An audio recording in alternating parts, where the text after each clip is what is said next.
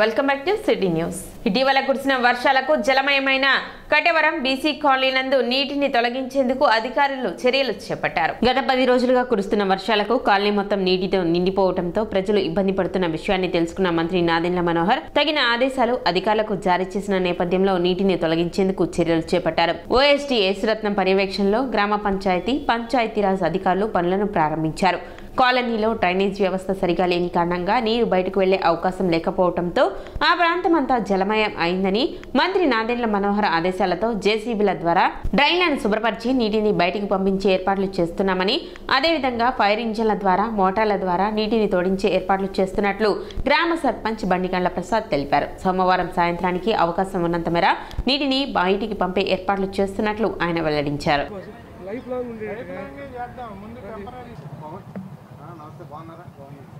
ఇప్పుడు 4 రోజులైంది కాబట్టి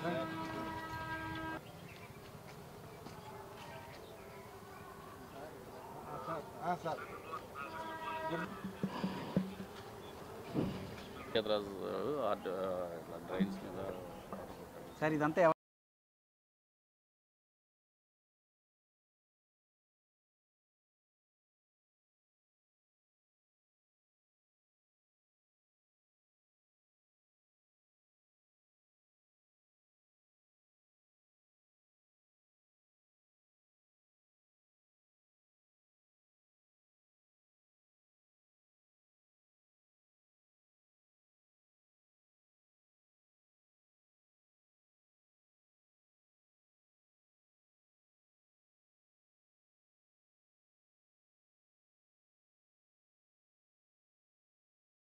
తెనాలి రూరల్ కటవరం గ్రామ పంచాయతీ పరిధిలో గత 18 రోజుల నుంచి కురుస్తున్న వర్షాలతో లోతట్టు ప్రాంతాలైనటువంటి బీసీ కాలనీలో నీళ్లు పోయేటువంటి వెసులుబాటు లేక డ్రైన్లన్నీ పూర్తి చేయడం వల్ల నీళ్లు స్టాగ్నేట్ అయ్యి ఈ ఖాళీ స్థలాల్లో నిలబడిపోయినాయి.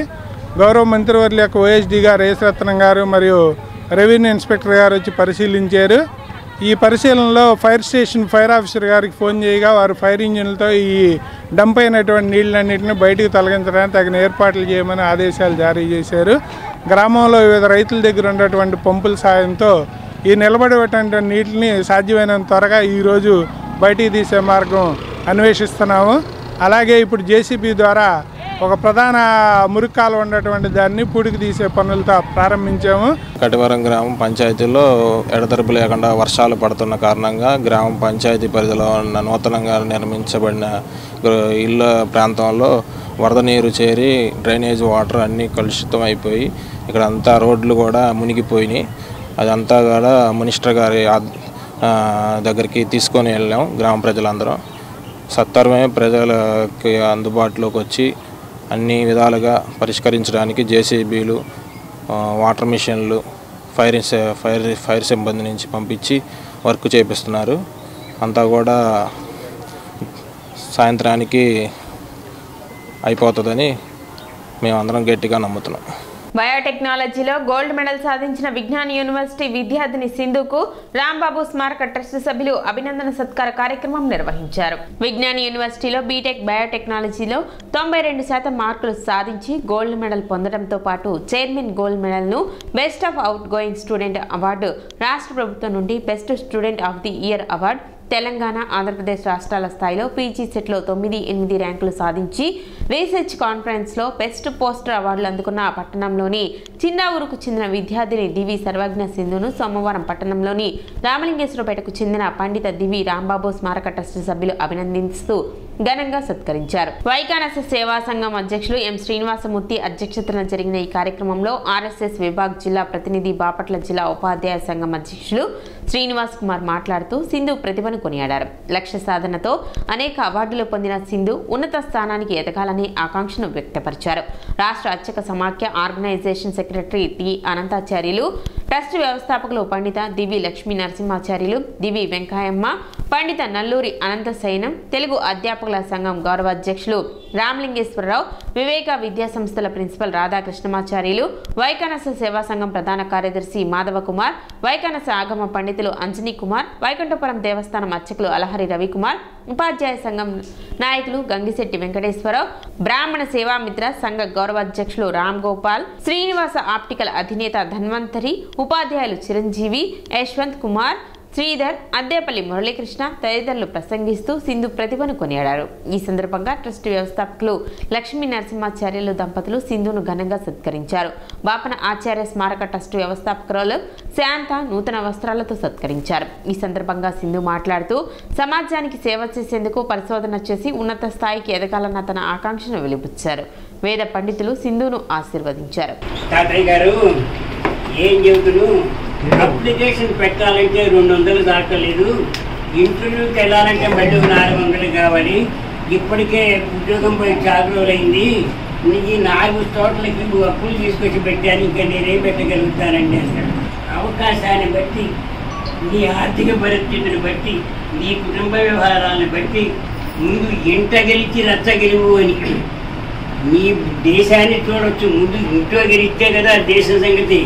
అందువల్ల నేను క్షీరనీర న్యాయము అని అన్నారు. దాన్ని బట్టి నువ్వు ప్రవర్తించి దాన్ని నువ్వు మా తల్లిదండ్రులకి కోరికలు ఉంటాయి, మాకందరికీ కోరికలు ఉంటాయి. నువ్వు అభివృద్ధిలోకి రావాలని కోరికలు ఉంటాయి. అభివృద్ధిలోకి రావాలి, నీ ఇంటిని కూడా చక్కబెడుతూ ఆ పని చేయాలి అని నా కోరిక. అంతకంటే వేరే ఏమీ లేదు. అంటే ఈవెంట్స్ చేయొచ్చు కదా, లేకపోతే డాన్స్ నేర్చుకోవచ్చు, మ్యూజిక్ నేర్చుకోవచ్చు ఇలా అని. కానీ నాకు మళ్ళీ చిన్నప్పటి నుంచి ఏంటంటే మా మమ్మీ ఏ హాలిడేస్ వచ్చినా కానీ అసలు ఖాళీగా ఉంచేవాళ్ళు కాదు. ఆ హిందీ ట్యూషన్కి వెళ్ళు, ప్రాథమిక మాధ్యమిక అవన్నీ కంప్లీట్ చేయాలి. సో అలాగే మా మమ్మీ వాళ్ళ ప్రోద్బలంతో నేను ప్రాథమిక మాధ్యమిక హిందీలో మొత్తం కంప్లీట్ చేశాను. తర్వాత వచ్చేసి ఇంటర్మీడియట్లో వచ్చేసి బైపీసీ తీసుకున్నాను. ఎందుకంటే ఫస్ట్ నాకు చిన్నప్పటి నుంచి ఏమేంటంటే డాక్టర్ అవ్వాలని ఉండేది. బట్ నేను ఇంటర్మీడియట్లో ఒకటి నీట్ కోచింగ్ కాకుండా నార్మల్ ఐపీ కోచింగ్ తీసుకున్నాను అనమాట. సో నాకు నీట్లో అంత మంచి ర్యాంక్ రాలేదు. నేను మళ్ళీ ఒక 1 year వేస్ట్ చేసి ఎందుకులే డాక్టర్ మళ్ళీ వాళ్ళు ఇబ్బంది పడ్డాం, నెక్స్ట్ అదర్ దాన్ డాక్టర్ కాకుండా ఇంకా సొసైటీకి సర్వీస్ చేసే ఆపర్చునిటీస్ ఏమున్నాయని ఆలోచిస్తే biotechnology is one of that. Biotechnology అనేది లివింగ్ ఆర్గానిజమ్స్ మీద మనం రీసెర్చ్ చేయొచ్చు. ప్లాంట్స్ వెళ్ళొచ్చు, యానిమల్స్ వెళ్ళొచ్చు, లేకపోతే వ్యాక్సిన్స్. ఇప్పుడు 2000 మొన్న కోవిడ్ పాండమిక్ దగ్గర నుంచి vaccine designing is a major part అనమాట. సో దాని తర్వాత నేను ఆ ఇంటర్మీడియట్ కంప్లీట్ అయింది. సో ఇలా చాలా దానికి వైడ్ రేంజ్ ఆఫ్ ఆపర్చునిటీస్ ఉన్నాయి. నాకు కూడా ఇది ఉపయోగపడుతుంది. ప్రతిభావంతురాలైనటువంటి సర్వజ్ఞ సింధు అంటే సముద్రం అని కూడా చెప్పచ్చు. అంటే జ్ఞానానికి సముద్రం లాంటిది అనమాట.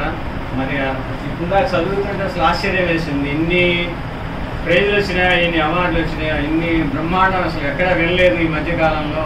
ఆడపిల్లలు ఇంత బాగా ఎదిగి ఇంత గొప్ప సాధించారంటే చాలా సంతోషంగా ఉంది. ఎందుకంటే మనం సుఖంగా ఉండాలంటే ధర్మం ఒక్కటే, ధర్మంగా లేకపోతే సుఖం అనేది రాదండి. విద్యా దదాతి వినయం, విద్య వినయాన్ని ఇస్తుంది. వినయాత్ వ్యాతి పాత్రత, పాత్రత అంటే గొప్ప స్టేటస్ వస్తుంది. పాత్రత్వాత్ ధనమాప్నోతి, మనం గొప్ప స్టేటస్కి వెళ్ళాక మనం వద్దన్నా సరే ధనం వచ్చి పడుతుంది. ధనాధర్మం, ధనం ఉంటేనే మనం ధర్మంగా ప్రవర్తించగలుగుతాం. ఆ ధర్మం వల్ల సుఖం వస్తుంది. పట్టణంలో వినాయకుని నిమజ్జనోత్సవాలు అత్యంత వైభవంగా కొనసాగుతున్నాయి. పట్టణం మారిస్పేట 21వ వార్డులో శ్రీలక్ష్మి గణేష చిన్నారి ఫ్రెండ్ సర్కిల్ ఆధ్వర్యంలో వినాయక 18వ ఉత్సవాలు ఘనంగా నిర్వహించారు. ఇందులో భాగంగా నిమజ్జోత్సవ కార్యక్రమం వైభవంగా నిర్వహించారు. కార్యక్రమంలో చిన్నారి అనిల్, ఆలపాటి నాగభూషణం, సతీష్, పృథ్వీ, నన్నే, పవన్, చిన్నారి ఫ్రెండ్ సర్కిల్ తదితరులు పాల్గొన్నారు. 16,000 రూపాయలు.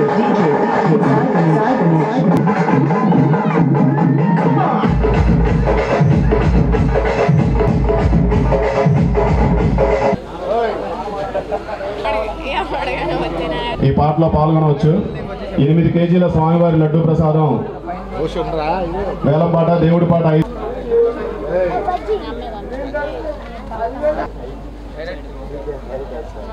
సైకం ఆలపాటి నాగభూషణం గారు, సైకం లక్ష్మణరావు గారు 12,000 రూపాయలు. స్వామివారి ఆలపాటి నాగభూషణం గారు, పాతూరి వెంకటేశ్వర రెడ్డి గారు 16,000. పుట్టం పవన్ కళ్యాణ్ 17,000 రూపాయలు. 7,000 రూపాయలతో సొంతం చేస్తున్నారు. స్వామివారి లడ్డూ. ఒక నిమిషం.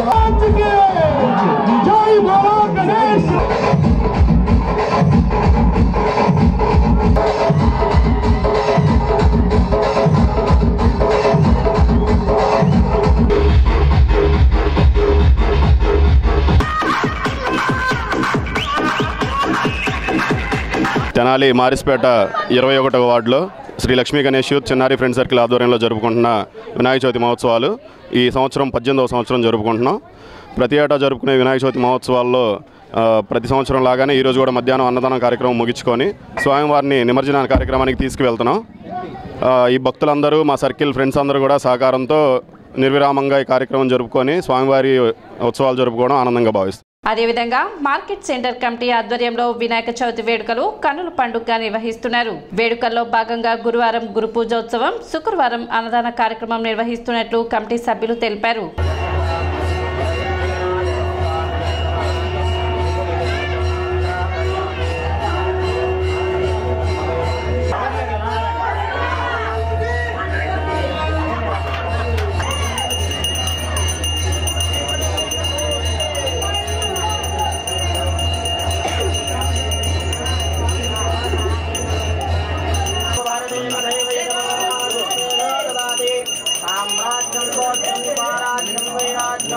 మహాగణపతి మహోత్సవాలు గత 21 సంవత్సరాలుగా ఎంతో అత్యంత వైభవంగా కనుల పండుగ జరుగుతూ ఉన్న ఈ కార్యక్రమానికి సహకరిస్తున్న దాతలందరూ కూడా అష్టైశ్వర్యాలతో సుఖ సంతోషాలతో అన్ని వేళలా ఆయురారోగ్యాలతో ఉండాలని చెప్పి మార్కెట్ ఏరియా కమిటీ వారు మనస్ఫూర్తిగా కోరుకుంటున్నాం.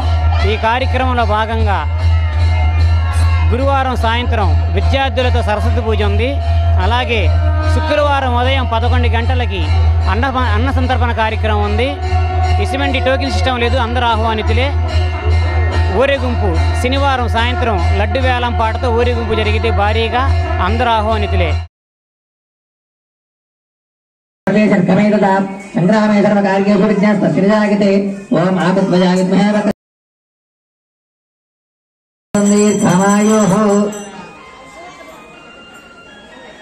ఆనందకప్పుడు సమర్పయామి నీరాజనానంద సుఖ సమర్పయామి. జై నమ పార్వతీపతగే హర మహాదేవ. శ్రీజాగతే ఓం ఆపద్వజాయ విద్మహే వక్రతుండాయ ధీమహి.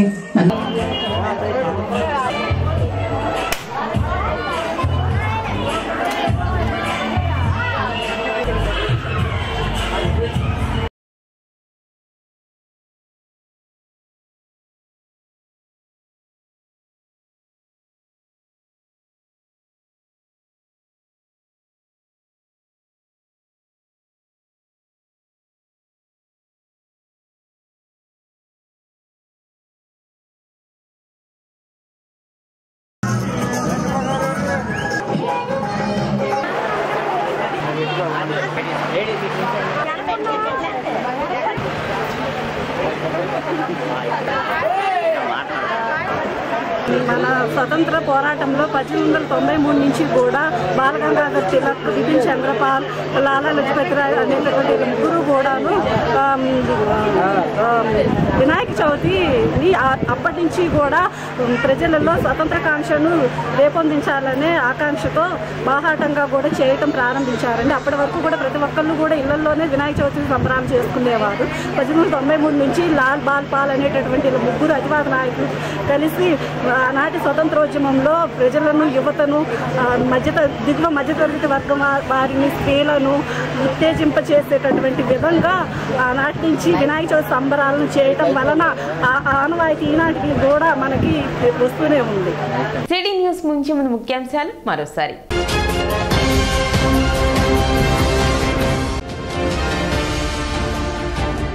తెనాలి సబ్ కలెక్టర్గా సంజనా సింహ.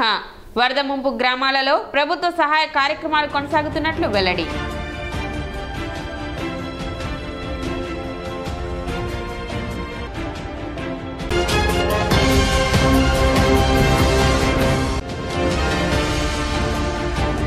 పట్టణంలో జరుగుతున్న వినాయక చవితి వేడుకల్లో పాల్గొన్న మాజీ మంత్రి ఆలపాటి రాజేంద్ర ప్రసాద్.